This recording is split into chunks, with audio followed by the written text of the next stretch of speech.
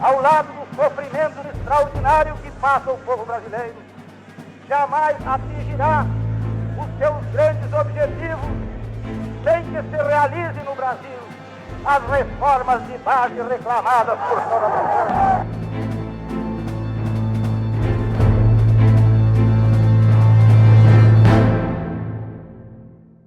Eu conheci o Jânio primeiro pela imprensa e acompanhei a sua trajetória desde deputado no Rio Grande do Sul, desde secretário de Justiça no Rio Grande do Sul e depois seguindo Ministério do Trabalho,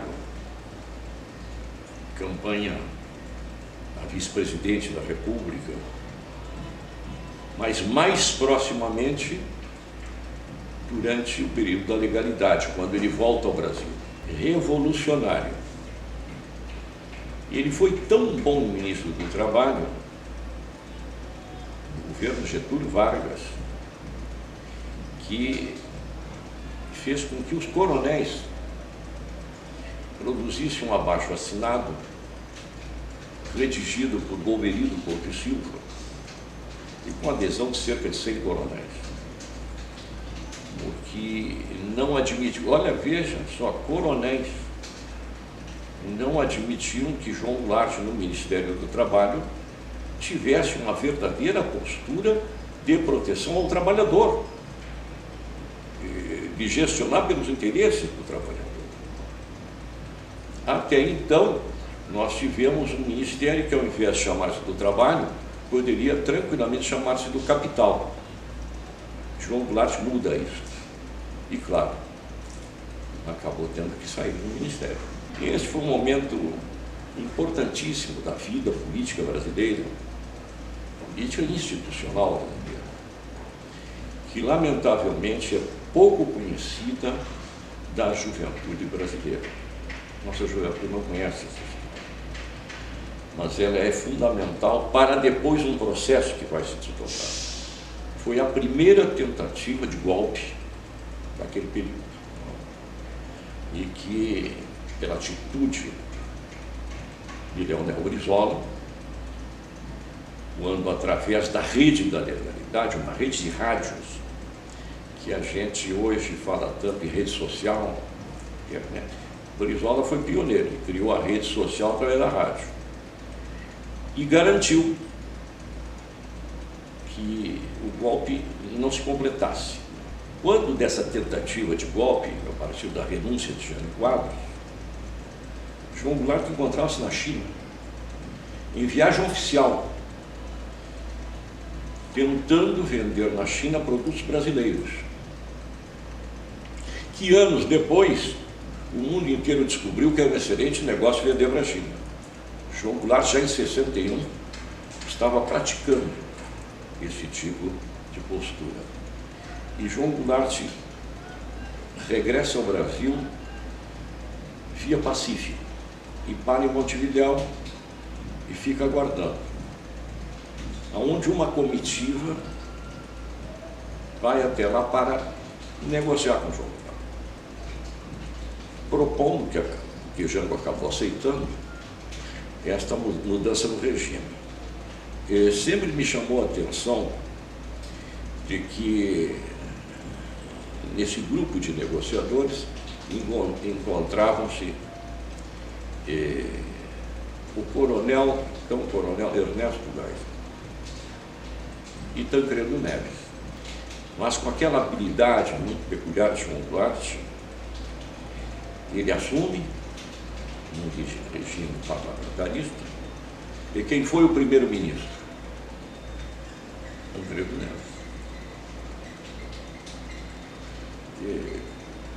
Com esta forma habilidosa de fazer política, João Goulart, logo depois, convoca um plebiscito para que o povo brasileiro dissesse que iria continuar o regime parlamentarista ou presidencialista. Foi uma vitória esmagadora do presidencialismo e João Goulart recupera todos os direitos de um presidente de forma mansa e pacífica. Ele era um homem hábil. João Goulart,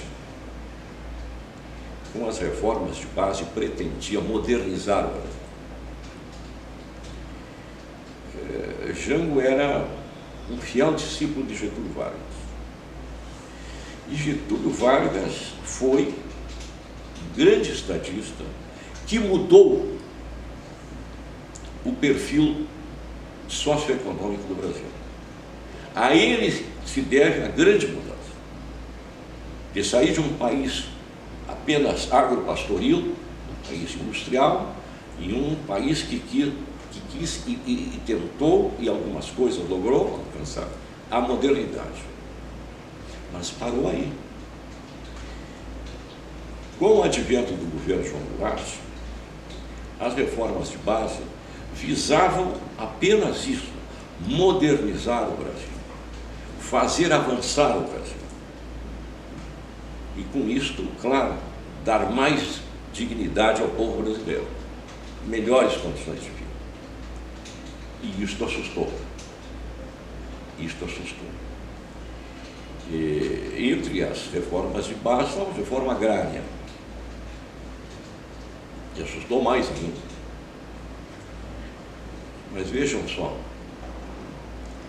uma reforma agrária que concedia o título de propriedade, por favor, nada mais capitalista do que isso, título de propriedade. Mas acusava o João Goulart de comunista.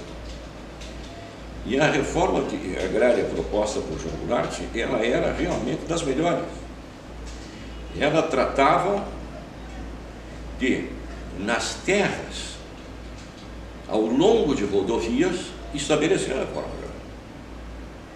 Não era colocar um pobre de um colono lá no interior do Brasil, sem estrada, sem possibilidade de escoar uma produção. Então era uma reforma agrária muito inteligente, muito oportuna naquele momento. Mas lamentavelmente não foi entendida.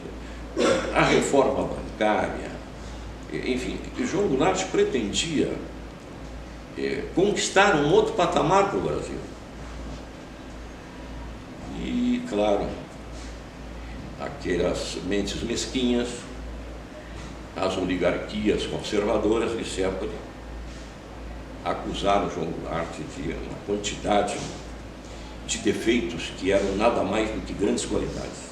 Olha, João Goulart, por ser discípulo de Getúlio, sempre teve muito claro esta questão, de que o Brasil deveria ser um país independente, na verdade, de fato e de direito independente. Achava que deveria resistir.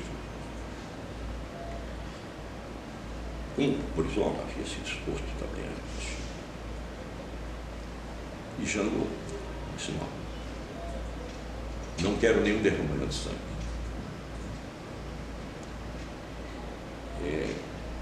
Com as informações que se tinha ali naquele momento, achei que foi uma decisão absolutamente equivocada. Mas no transcurso do tempo, no conhecimento da história, foi uma decisão realmente mais do que sensata, foi sábia. Porque foi só no transcurso do tempo que nós ficamos sabendo que o projeto era dividir o Brasil em dois, que era moda, era Brasil do Norte e Brasil do Sul. Assim como houve uma Coreia do Norte, uma Coreia do Sul, Vietnã do Norte, seria o Brasil. Eu não tinha essa informação. Provavelmente João Goulart tinha. E por isso decidiu desta forma.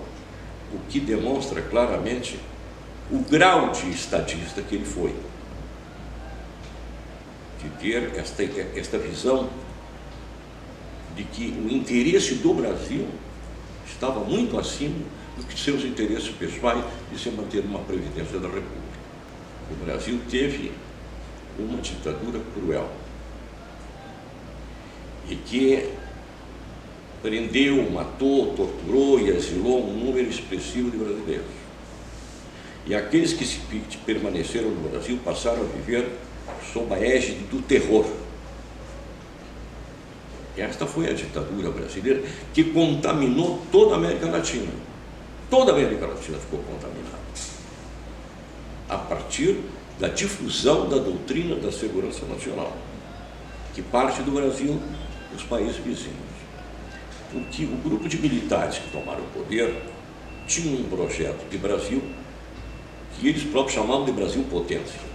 Então o Brasil tinha o destino de ser a nação hegemônica da América Latina. E por isso sacrificaram muitas vidas, perseguiram muitas vidas. E no caso de João Goulart, nós temos arquivos importantes, nós temos documentos brasileiros, uruguaios, argentinos, que demonstram claramente que toda esta época de exílio, João Goulart foi monitorado, portanto foi perseguido, mesmo sendo um homem que havia evitado um conflito de sangue no Brasil, não foi respeitado. E nós já pensávamos de que a ditadura tinha durado demais e que era preciso retomar o processo democrático, e evidentemente João Goulart seria aquele político brasileiro que teria um papel protagônico num processo de redemocratização. Portanto, a nossa esperança residia muito na figura de João Goulart. A notícia da sua morte nos encheu de surpresa e de tristeza, porque era a figura que nós esperávamos ver de novo na presidência da República. Acho que nós temos, nós eu digo os brasileiros, nós temos uma dívida histórica com a memória de João Goulart, nesse curto espaço de tempo, foi um extraordinário presidente. João Goulart montou o melhor ministério que este país já teve. João Goulart escolheu figuras extraordinárias para compor o seu Estado. E estou seguro quando digo que se o deixassem governar, o Brasil hoje já seria uma grande potência.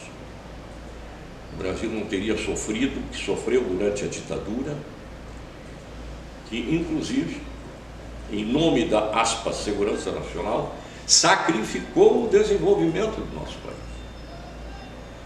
Então, este homem, este estadista, e quando eu falo deste homem, eu falo de um homem bom, um homem de temperamento afetivo